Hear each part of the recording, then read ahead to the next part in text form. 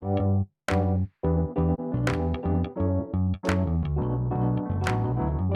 by Riverside.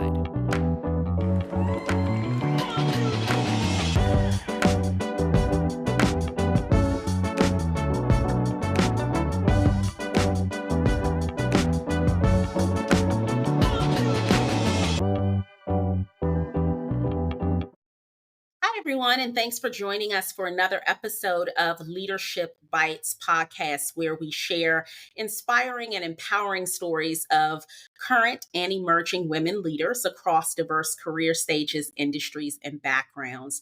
Today, I am so pleased to welcome Sheri Jacobs, who is the president and CEO of Avenue M Group. Sheri is a leader, innovator, and visionary who has helped more than 300 associations, both small and large, tackle their most challenging issues. She's also a best-selling author and an association management veteran. She created Avenue M Group, which is a unique firm that helps associations achieve their goals through market research, financial market modeling, and strategy. Sheri has done so many great things in her career. There are far too many for me to list here, but she also is a talented and in-demand keynote speaker who has been invited to speak as a keynote or to present at more than 200, that you heard that right, 200 industry conferences and events. So really impressive background. And Sheri, we're really happy to welcome you today. Thanks for joining us. Thank you. It's truly my pleasure to be here. So tell us a little bit about your leadership journey. You have a consultancy that's thriving, and you're building other businesses around it as an author, as a speaker. So talk to us a little bit about that and how you got there. Absolutely. It's interesting because I believe that most people don't choose the, where they are in their career when they go to college or when they're growing up. They don't think, you know what I want to be when I grow up? An association executive, or I want to be whatever it might be. A few people do, but many people don't. And I'm with that group of many people who didn't really have that eye on, I want to work in association management and be a leader. I actually wanted to be a photojournalist, and I was a photojournalist for a number of newspapers right out of college and had many exciting adventures. And that led me to help start a nonprofit called Picture This Projects, where we went into the inner city and we matched up women, girls with professional photographers, and we gave them an assignment every week. And rather than us going in there and documenting what their life was like, we wanted to empower them and teach them photography and then exhibit their work and bridge that between their communities and other communities outside where they lived. And that led me away from photojournalism and on this path towards nonprofits. And I went and looked for a job, and the job that I saw happened to be at an association. And I went in there that first day and got that first assignment and thought, I have no idea how to do this. And my boss at the time, and I was in my 20s, and he said, go to, at the time, the Association Forum of Chicagoland. They have tons of resources. And from there, I also found out about ASAE. And what I realized early on in my career was that there was a wealth of information that I could learn from other people. And I was in awe of them. I was completely starstruck by many of those names back then, and thought I was so generous of them to share their knowledge and help me on this path early on, that I instantly knew that that's something that I wanted and I hoped I could do one day, is to give back in that way. And as I moved on in my career and worked at on the staff of three associations, I started to get more involved in finding ways that I could then give back, because I had received so much value from other people within the community. I've seen a bit of your photo work, and I've always thought it was really impressive, but I understand. I'm like, my goodness, how do you learn to take photos of this like this as an amateur, but you're not an amateur? So now I understand. That's so exciting. The funniest story is that when I was in high school and I went out to study abroad, I came back and had none of my pictures came out. I was the worst photographer of all my friends. My And as goodness. I look back at, like, when I was a child, I failed at so many things. I could not play any instrument and I tried 7. I was not very good at sports. I was not good at dance or at ballet or ice skating or photography. But there were a couple things that I loved and I worked really, really hard to get better at. And Yeah. photography was one of them. And I was a sports photographer back in the day. And that's very similar to wildlife photography that I do today. Yeah. But I will tell people, like, everything you see that I work on, it did not come easy to me. It's just that I had a passion and a desire to get better at it, but I was certainly not above average in anything. I love that you shared that because I think that sometimes people, particularly women, doubt their ability to become a leader because they try something once and it doesn't work out and they figure, oh, this just isn't meant to be or it's just not for me. But I love that you are transparent in the fact that there are some things that you have had to work at Mhm. to excel and become excellent in, because I think that that's just a testament to tenacity that I think a lot of that women leaders have to have. Very. Absolutely. And something that's interesting that I picked up on was my history of not being good at things, of actually failing at things, has Mhm. led to tremendous amount of success later on because I am very comfortable taking risks and that those risks may not always work, that they may fail. Because I look at everything that I do, that attempt, I want to be different. I want to stand out. I don't want to show what everybody else is doing, but that means taking a risk, going down a different path, which it has a potential of a tremendous amount of failure. And the way that I reconcile it is that everything I do, I learn, right? We've all heard that phrase before, you succeed or you learn. Yeah. But oftentimes people don't know how to take risks. So they go revert back to the easiest course. You know, Yeah. what is easier to do? And for years I've worked in organizations where people would bring people together to say, let's do a brainstorming session. And they would generate 100 ideas. Then they would narrow it down to what is the one idea we're going to move forward with. And that one idea oftentimes had the least amount of risk.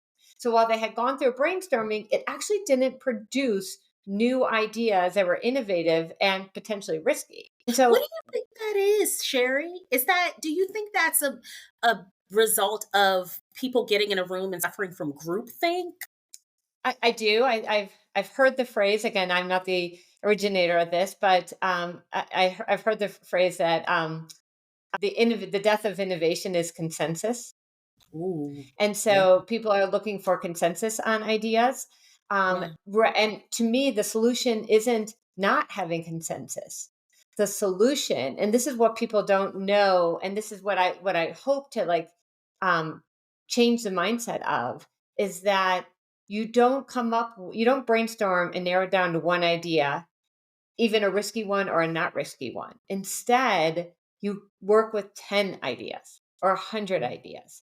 And so Mhm. when people look at the photography that I post like on LinkedIn or these images, they think, oh my gosh, this beautiful photo of that hummingbird. They didn't see the 10,000 failures I had before it. Literally 10,000 missed shots. I could show like shot number 352 and shot 2,690. And I have those. But each time I learned, and each time I said, well, what if I did something differently? But when we get into our organizations and we have to approach the challenges, whether it is attracting new members or trying to engage an audience that's really hard to engage, or it's a product launch or whatever it might be, the solution isn't brainstorming or coming up with one good idea. It's saying we're going to come up with 10 ideas. And if two work, we're ready, way ahead of where we were if we had just brainstormed to one idea. And so I have these different ideas around how do we take risks that to help us grow, learn, and succeed. And that's in the work that I did as a photographer and my association work over the years. That's oh amazing, amazing. We could go all day on that, but there's so many things that I want to ask you, and I know our Sure. time is limited, so I'm like squeezing it here. So did you always have a sense that, and maybe your last answer sort of gives us a precursor into this, but I'll ask it anyway. Did you have a sense that you would be a leader in some capacity? Yes, but I guess it's not that. Not Yeah. yes and. Um, I am an extrovert. Hmm. I am somebody that is super comfortable putting myself out there and Yeah. not succeeding. Um, and I am somebody who wants to give back.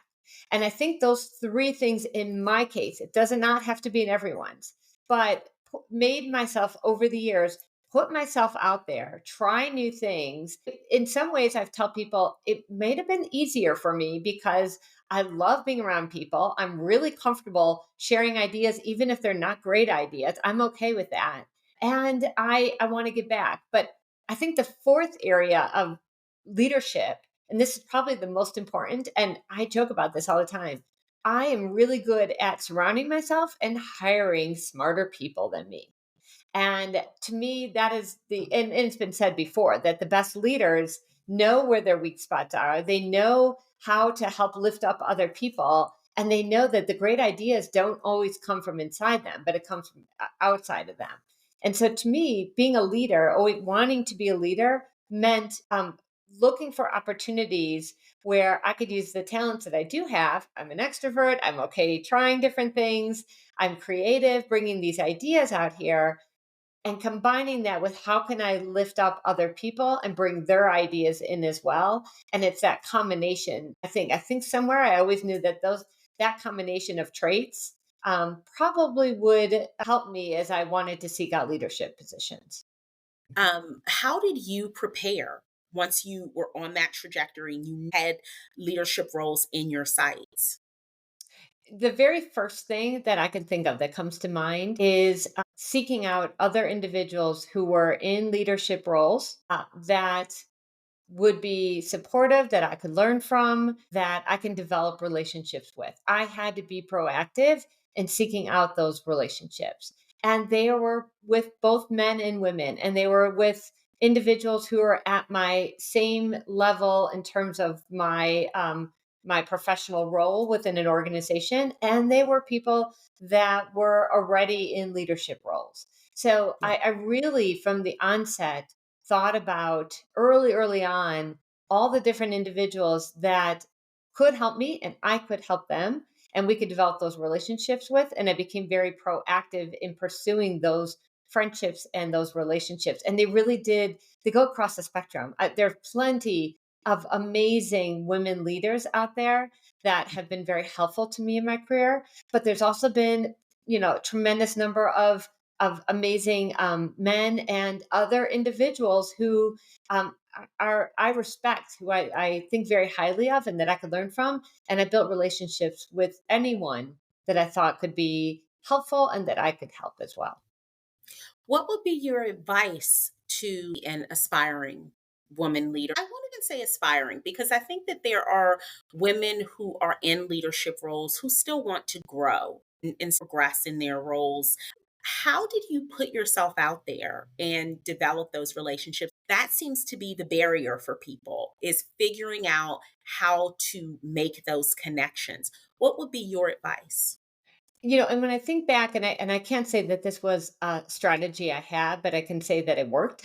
More serendipitous, but is I thought first about how I could position myself as a thought leader in areas where I did have the expertise or I had a different perspective that people weren't thinking at the time. So it you don't have to have years of expertise. You can be brand new in your career, brand new in this position at any point in it. But if you have an idea or an approach that is different than what's being thought of today, or you've done something and you have a success, the very first things that I did was I found ways to contribute to the thought leadership within our community. And they were just simple articles. They were writing articles for at the time they were small newsletters. The Association Forum of Chicagoland, nationally, any kind of trade organization. It really became it started with thought leadership and it started with contributing to the knowledge base. Second, I volunteered as much as I could for anything, any role, any capacity where they needed some help. And in what I found was the areas that did not have a lot of volunteers at the time was the ASA Research Foundation. It was not the organization it is today. They did not have a product to sell. Nobody was on board. And when I raised my hand, they said, "Are you sure you want to do this?" And I'm absolutely, I am all in on this. It was years ago, but I saw that as an opportunity because nobody else was filling that in there. So my advice is to do your best to contribute to the knowledge base and be considered a thought leader. Volunteer maybe where other people aren't volunteering for that opportunity. You will build your credibility and start being more recognized. And that's what happened. Once I started doing that, and then I reached out to individuals, or they started reaching out to me, they knew my name. So it wasn't, yes, you can knock on the doors. Yes, there are a lot of people that are generous with their time, but I also think that you have to put in some of the work to show that you are somebody that should be a leader because you think differently, because you want to contribute, because you want to volunteer. Great advice. Great advice. And, you help associations solve problems. How do you approach problem solving as a leader? That's a great question. And I paused for a moment because actually it's that pause that is what is most important in problem solving. In many situations, I give an analogy in photography, but I can give it the analogy in association management or in any type of decision making situation. When you are faced with a challenge and you don't know what is the solution to that challenge, so that's what problem solving is. A lot of people may quickly start saying, well, these are some solutions that we should do. Or they'll look around and say, well, these are what other organizations are doing in this situation. They become either reactive or they think very quickly in terms of how to solve this problem.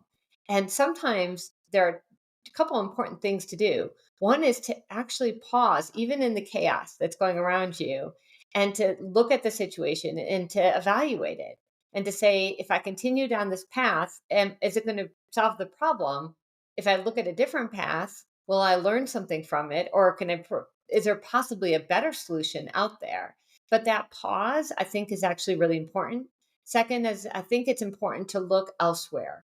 We think that, this has been done before, people have addressed this before. But I give this analogy when I was in Antarctica in December, and I was in this incredible situation when all of a sudden we're in these little Zodiac boats, and there were more than a dozen humpback whales, and they were circling around us, and it was chaos in front of us. And if I lifted my camera, the only thing I was going to take a photo of was either a brown blob coming out of the water or another boat with all the photographers taking the same picture. And I put down my camera and I paused and I thought about the situation. Like, how do I capture an amazing, beautiful, unique photo? And the great news is that the story doesn't end there with all that chaos. I moved to the back of the boat.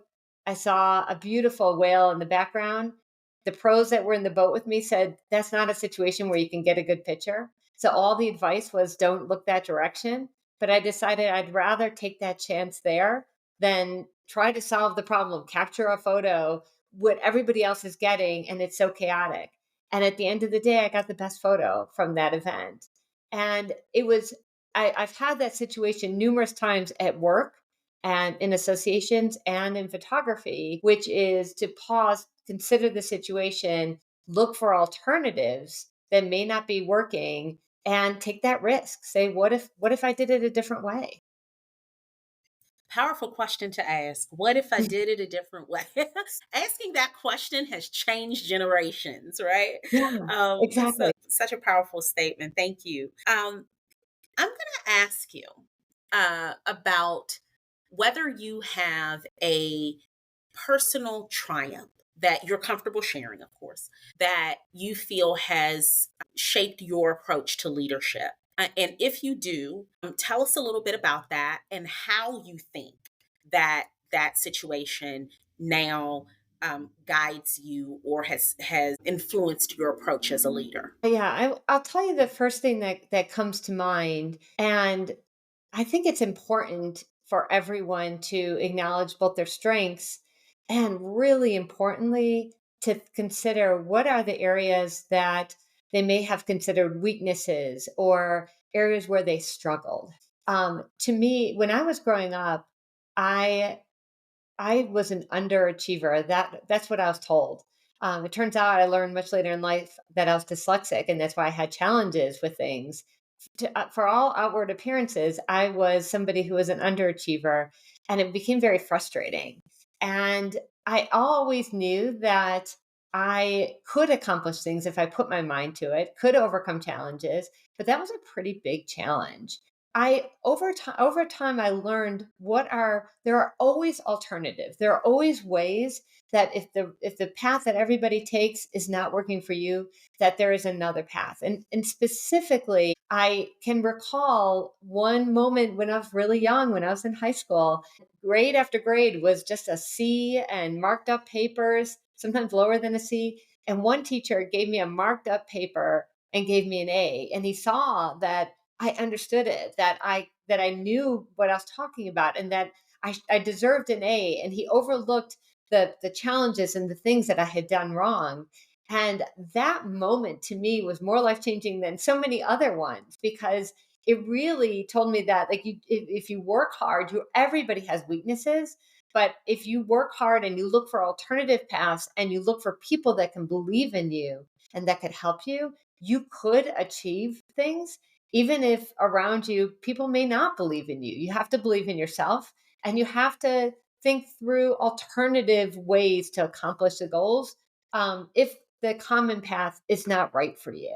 That lesson early on in my life has stayed with me when I've worked at associations, when I started my own business, when we had the recession, the 2008, 2009, when COVID hit. We had to reinvent so many different things and look at alternative paths. And I never felt defeated by any of that. I always felt like we can get this done. We just have to look for a different path. That's so good.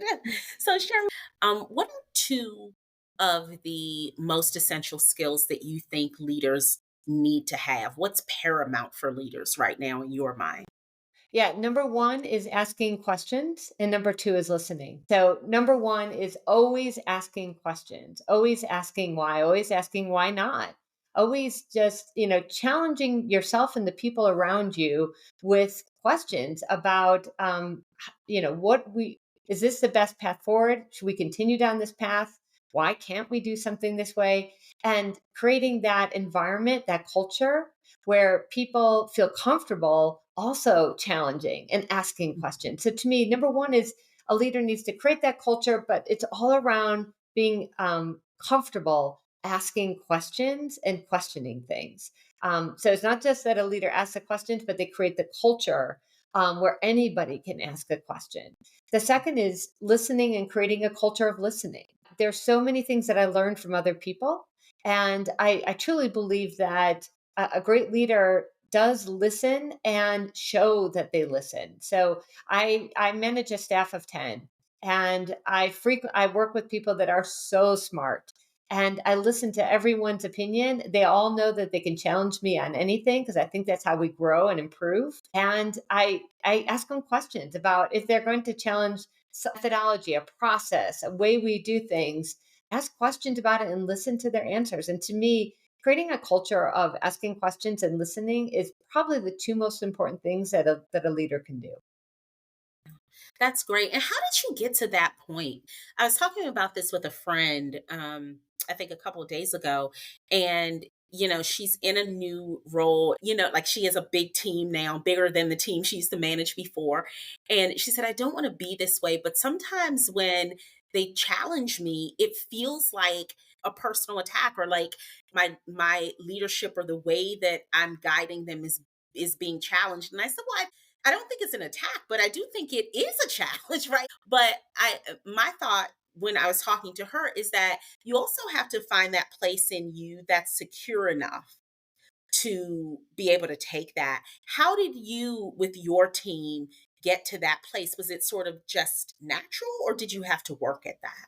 Yeah, I'll answer that in a moment, but I actually had a friend who just took a new job, and Yeah. there were things that she does well and things that she doesn't have the skills in, but they hired her into a senior executive position.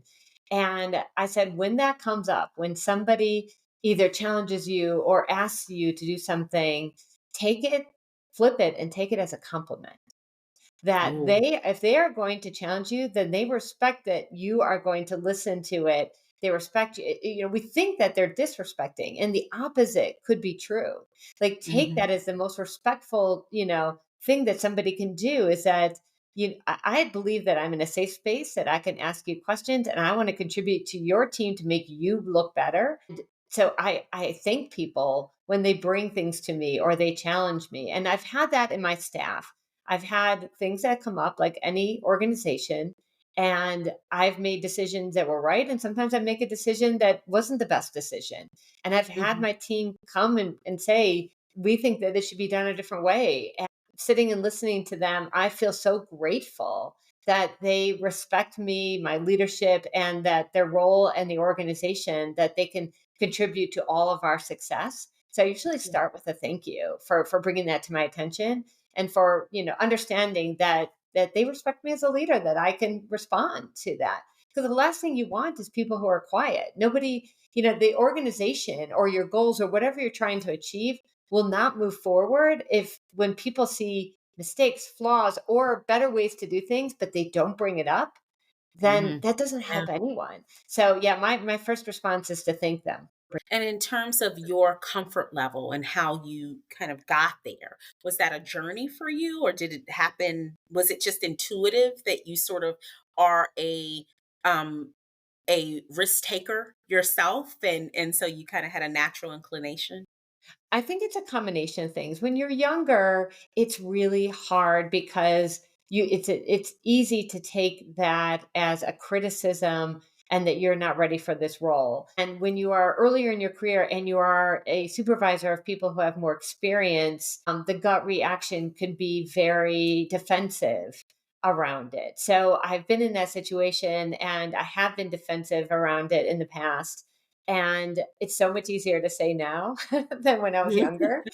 And it's hard to give advice in that area. It's, again, the idea around pausing and thinking about what they have to say and thinking about the impact of your acknowledgement is a helpful tool, but it still doesn't take away internally from the feeling that people are questioning your ability, and that exists. So there's the outward reaction and there's the inward how you feel. And so that's hard to reconcile, for Yeah. sure. And it gets Yeah. easier as you become more experienced. Yeah. And now, you asked about is it because I'm a risk taker?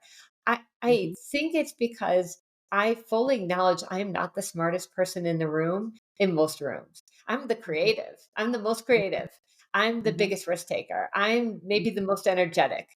I'm Yeah. not the smartest person in the room a lot of times. And so knowing that makes it easier for me to listen to what other people say and to think, wow, they may have a better approach to this because they have skills in certain areas that I don't have. They may have knowledge that I don't have yet because I'm new here. So that helps me do it more now that I've had more experience.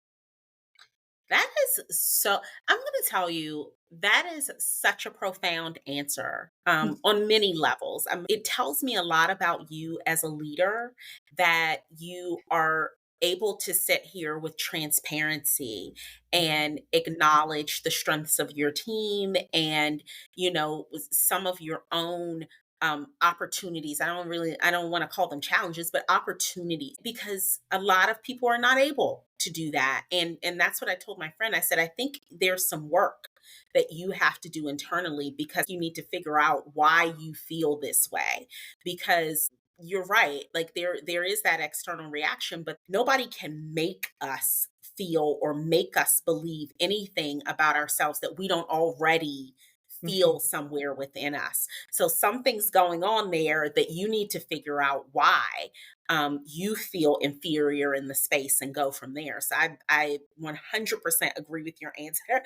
Gosh, so that being said, you're juggling a lot. You are a talented photojournalist. You are leading this very successful firm that does a lot of important work with a lot of great organizations that are doing important work. You have other areas of your life as well that you're balancing. How do you juggle it all? How do you stay balanced, or if you feel balanced? I think so many women are trying to do that. It's a great question. And there are a couple things, but the first I want to say is I don't always balance it well. And I give myself permission, like, and today was one of those days, one of those mornings when, I mean, I'm launching a new book. I just, finished training for and ran the Boston Marathon.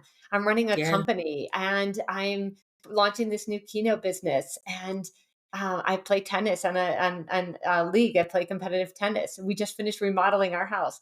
I put a lot on my plate, and there are some days when things fall apart, and and a couple things help me manage it.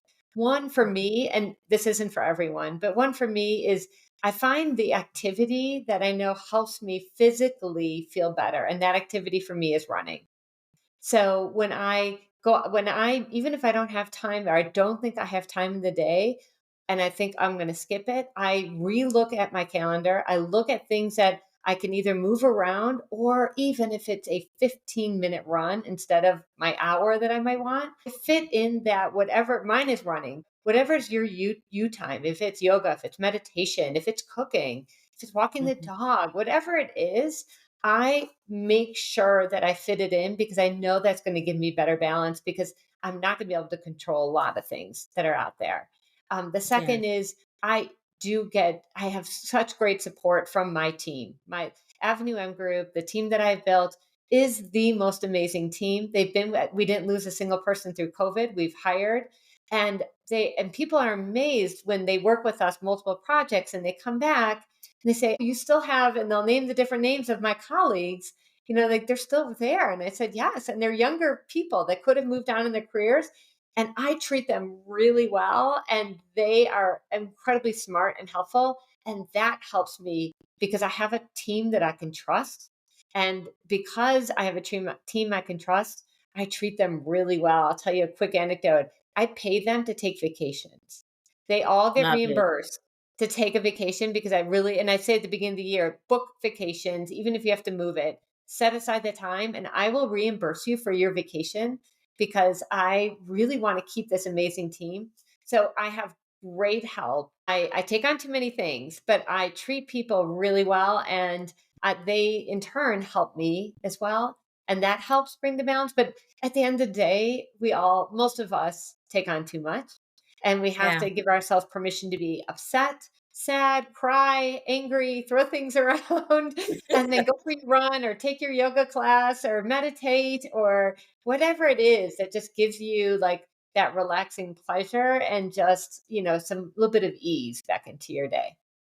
Yeah, I love that. Listen, shout out to you, Sherry, for valuing your people. It is that's music to my ears when I hear that from leaders. Just the demonstration of it and really walking the talk. It actually physically brings me joy. So shout out to you for treating your people well. I love that. Well, thanks, So I Kim. asked there's one question that I typically ask all of my guests. I've started doing this.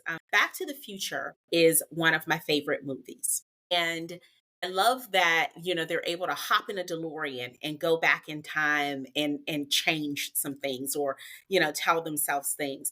If you could do that, what would be one thing that you would tell Sherry before she was a leader that she will need to know or that you wish you had known on your leadership journey? Great question. I probably would answer differently if I had more time to think about it, but instead I'm going to give you the quick top of mind thing that comes to mind. Like most people, made a big career shift. Like I said, I started out as a photojournalist. It sounds really exciting. I did shoot really interesting things. I got to shoot Michael Jordan when he played for the Bulls in the playoffs, and I sat on the floor. I mean, but I also had a lot of things that were not great about that job. And when I made that change, when I moved out of that career, I had to start over. I didn't know, we didn't have home computers. I didn't, there were so many, I didn't have any skills for working in an office. And I got fired from that first job that I worked at. And I think back to that day that I got fired and that feeling of like how hard it was to switch careers and to walk into something where I didn't have the skills. And yes, I can retrospect, I can look back and say, you know what? You had it in you all the time to work hard and get to where you needed to go, but it's going to be painful. You're going to have bumps. The only thing I would go back and say is And I worked through it all, but I would love to encourage my younger self and say, this is hard, but you can do this. And you're not ready for that next role because you were so trained as a photojournalist and you accomplished a lot. But now you got to start all over again. And it's hard to start all over again, but it's worth it. And you can get there. If you have any advice for aspiring women leaders, what would that be? The first thing I would say is, and this has been said before, but I so truly believe it, is be true to you. Be Mhm. your 100% authentic self when you show up, because you will be the best you when you are your authentic self. Some people say, Sherry, you're too much for some people, or you're too creative, or you're too much of a risk taker. That is who I am, and that is how I'm going to succeed.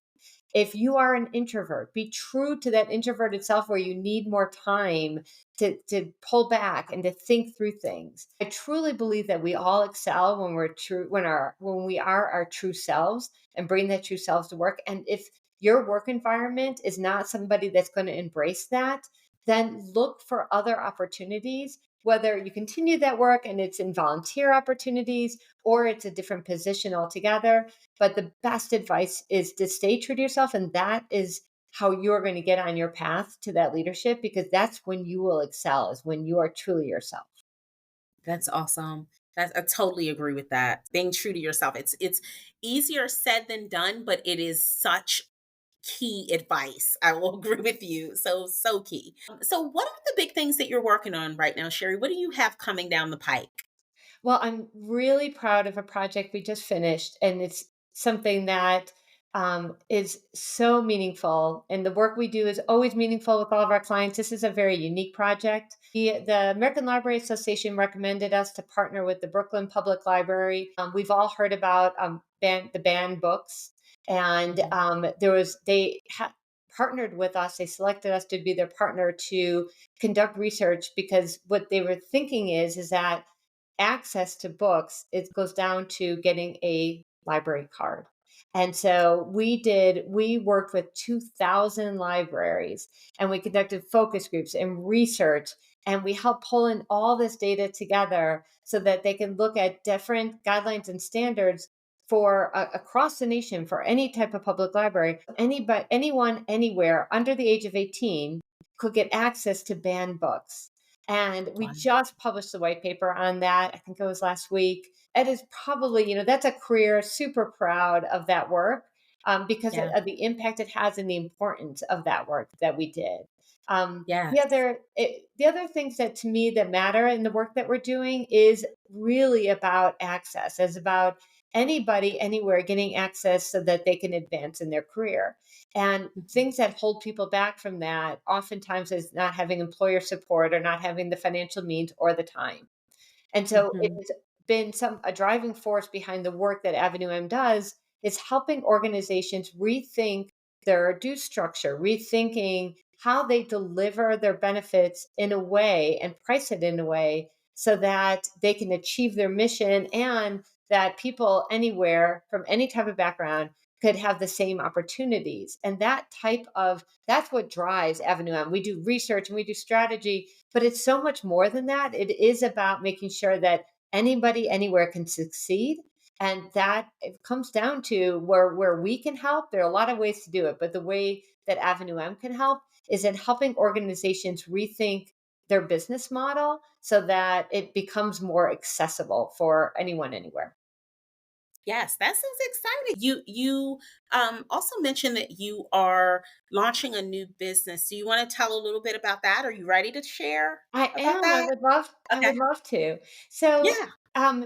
it aligned with everything that I think and I do, and it's really long before people were talking about innovation and thinking differently. Before those words became buzzwords in the association world or the business world, I recognized like this crucial truth that real change occurs when we know how to break free from traditional boundaries and say, Mhm. "What if I could?"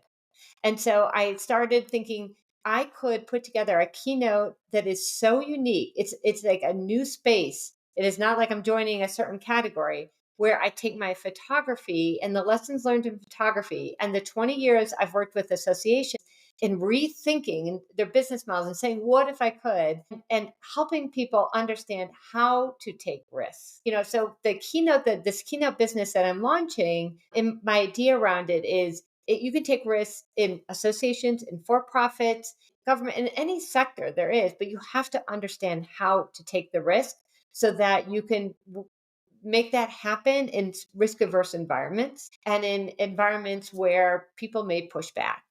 And that's what my keynote's about. I'm really excited. It brings in all of my photography into it, so it's a very visual keynote presentation. I'm very excited that I've got a few keynotes coming up on this topic, and it's the topic. The keynote's around 10,000 shots. Back to that hummingbird that I told that story earlier, and the 10,000 shots.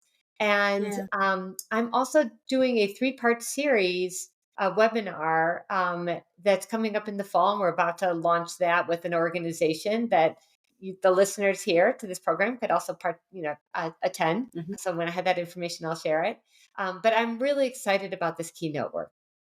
Yes. Yeah. You are a busy woman for sure. You're a busy woman.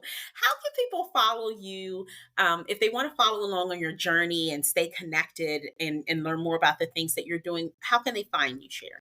Oh, great question. First, of course, is LinkedIn. I do publish a lot of content on LinkedIn, and the content is broad. It's association content. I conduct polls once a month where we poll the association executives in our industry, ask them a topic, and then we write an article. So definitely, if you want to follow on LinkedIn. I also am pretty active on Instagram, Chicago Girl 527, just like May 27. So Chicago Girl 527. And I am going to Zambia in May, and Ooh, so I'll exciting. have a lot of images there. And so those are the two best ways to follow my journey. All right. Sounds wonderful. Thank you so much, Sheri. This has been just a wonderful conversation. I appreciate you sharing your wisdom and just taking time out of your obviously very busy schedule to talk with us today. And listeners, thank you for taking the time to listen today. And we wish you all the best on your leadership journey. And we'll talk to you soon. Bye bye.